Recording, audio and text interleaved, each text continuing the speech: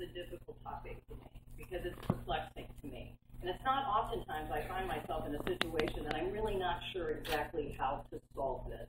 Every year when the report comes out and we rank at the very bottom, the Des Moines Register calls me, and I said, Marco, I've got nothing. I can cite metrics all day long, and I can tell you how to put together a business plan, and I can do economic modeling, and I can do all of those things, but I'm not real sure how to fix this problem.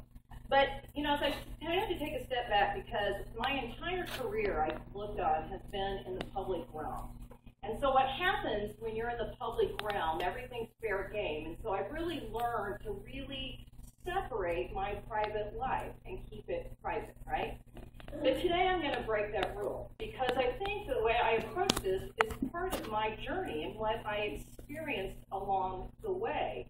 I have to look back that I had a very unique upbringing. My mom was a career woman, and I was a latchkey kid before I even knew what that was. And I was raised by a man who was incredible in the sense that taught me that no other human being would ever be responsible for my happiness.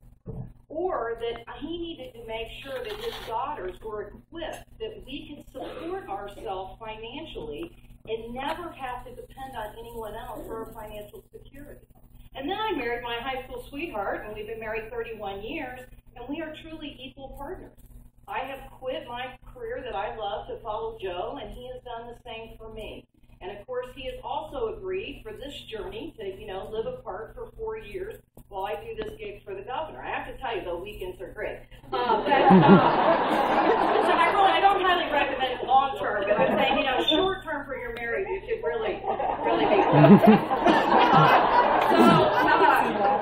But it didn't take me really very long to realize that that is really not the worldview, that I really, truly did have a very unique situation. And it was my first job right out of college in a small town in Oklahoma. And I lobbied for the chamber director job there because they were quite frankly bankrupt and they were thinking about closing the door. And I figured, it can't get much worse, right? I don't know what I'm doing, but obviously they don't either. And it was between me and this retired guy. And I was interviewed by a panel of 12 men. And really convinced them, in this case, I'm going to work cheaper than he is, but I also had something to prove. I don't do that today. Of course, you read about my pay into my register also. But the point was, this is what happened during the interview. He said, Debbie, we really like you, but I just have two problems. You're young and you're female. And I said, actually, I have a young son at home, so that's really 3 strikes against me. And I said, give me the opportunity to prove myself. Now, the same guy that posed that question actually nominated me for a state award. So then life goes on, and I'm director of the chamber in Sioux City, and the headlines is first female director of a chamber of any size. I mean, that was the headlines, right?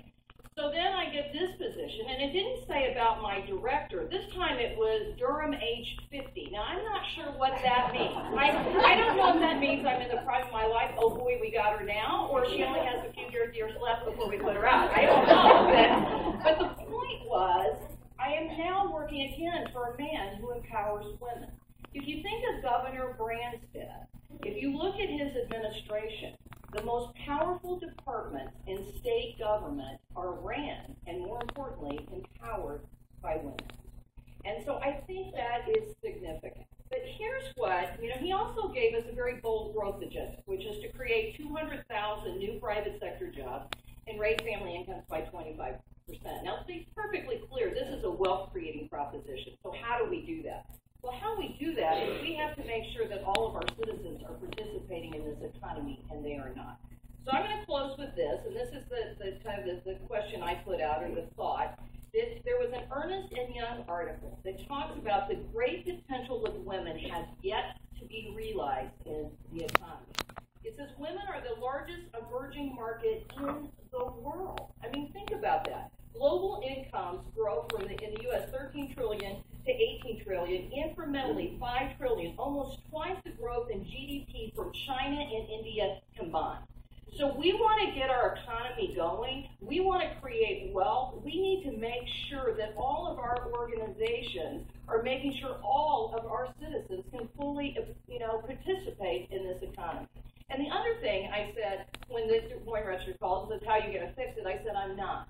Because government cannot fix this issue. Government can set rules, and government can encourage balanced gender in the marketplace and on board. But it really is going to take a private-public partnership. With that, I'll turn the mic